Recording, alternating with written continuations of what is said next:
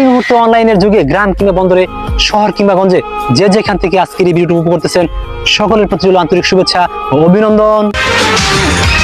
জানলে জানলো পুরো বিশ্ব, তোমায় প্রেমে আমি নিঃস্ব।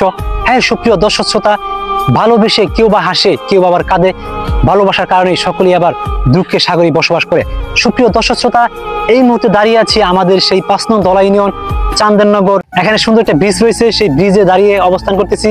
আপনারা যে যেখান থেকে আজকের ভিডিও উপভোগ করতেছেন, আপনাদের প্রতি রইল আন্তরিক শুভেচ্ছা অভিনন্দন। আসসালামু আলাইকুম।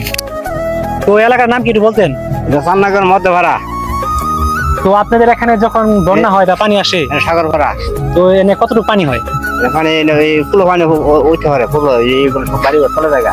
তো এই ব্রিজ গুলো দেখা যাচ্ছে, এগুলা ভাঙছে কিসের জন্য একটু যদি বলতেন। এগুলা বাংছে যে পুরাপুরি ভেঙে আসছে।